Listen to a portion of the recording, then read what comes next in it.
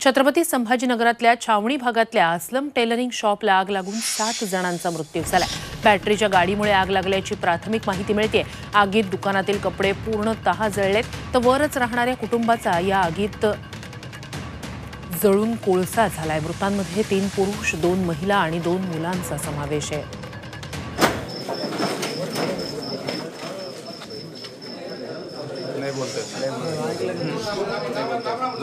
तर आणि तिथे सोफे वगैरे होते, त्यांना आग लागलेली आहे। या ठिकाणी पहिल्या आणि दुसऱ्या माळ्यावर हे भर मार्केट वस्तीमधलं हे दुकान आणि घरं आहेत आणि फर्स्ट आणि सेकंड फ्लोअरला या ठिकाणी 2 फॅमिली राहत होत्या।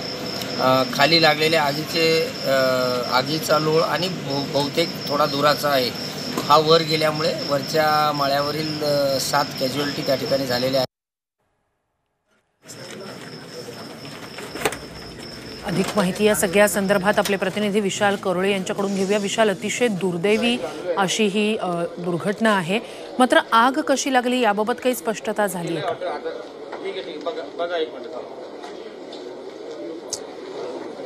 श्रुती, सध्या घटनास्थळी आहे। छावणी भागात संभाजीनगरची दुर्दैवी घटना घडली आहे आणि जिथे ही आग लागली त्याच दुकानात आहे। एक टेलरिंग शॉप होतं, कापडाचा साठा इथं मोठ्या प्रमाणात होता। उजव्या बाजूला इथं एक चार्जिंगला गाडी लावण्यात आली होती, एक दुचाकी होती आणि ती चार्जिंगला लावण्यात आली होती। रात्रभर ती चार्जिंगला लावण्यात होती, त्यातनं स्पार्क झाला अशी प्राथमिक माहिती आहे। त्यानंतर दुकानात कपड्यांनी पेट घेतला आणि हे दुकान पूर्णतः जळालं, इथले कापडं पूर्णतः जळाले। आग हा म्हणता अगदी घरामध्ये वरच राहत होते हे कुटुंब, त्यांच्या घरापर्यंत पोहोचली आणि घरात 7 जण होते। या 7 जणांचा दुर्दैवी मृत्यू झाला। महत्वाचं म्हणजे बाजूला पण एक घर आहे, सुदैवानं तिथं आग पसरली नाही। आपण विचारूया त्यांना, ते इथेच राहतात। किती वाजता घडली आहे घटना आणि काय चित्र होतं? सकाळी 3च्या दरम्यान इथं ब्लास्ट झालं। ब्लास्टचा जोराचा आवाज आला, शटर वाजलं, म्हणून आम्ही पळत आलो तर आग लागली होती आणि ती आग खूप वरवर पसरत गेली। सोफोकेशन, धूर निघाला खूप। मग लोक आली, काही जणांना तिकडून शिड्या लावून काढल्या होत्या। 2 मुलांना आमच्या इथून काढला।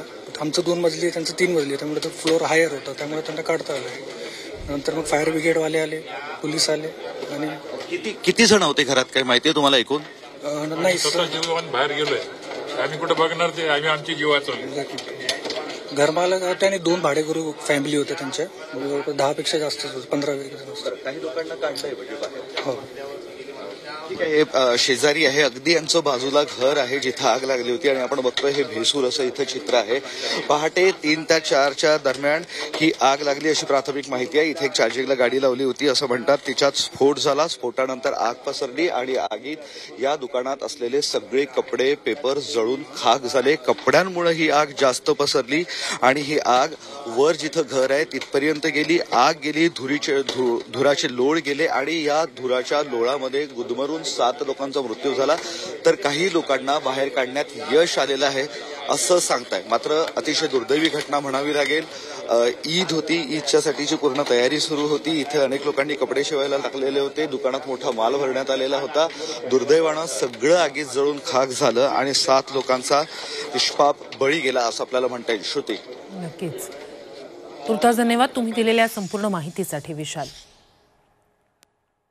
छत्रपती संभाजीनगरच्या छावणी भागातली ही अतिशय दुर्दैवी अशी घटना। एकाच कुटुंबातील 7 जणांचा मृत्यू यात झालेला आहे।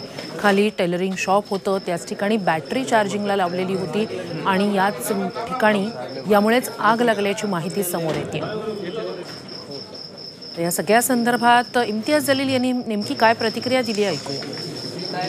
इनिशियली जो बताया जा रहा है, 2 लोग जो है उन्हें पूरी तरह से वो जल चुके हैं और बाकी के लोग जो है वो धुआं बर्दाश्त नहीं करने की वजह से, सांस रुकने की वजह से उनकी मौत हुई है करके। लेकिन पोस्टमार्टम के बाद तो पूरी डिटेल्स सामने आएगी। और मैं जैसा आपको बताया हूं, अगर कहीं से भी किसी की भी कोताही अगर हुई होंगी तो किसी को बख्शा नहीं जाएगा, सख्त उनके ऊपर कार्रवाई की जाएगी।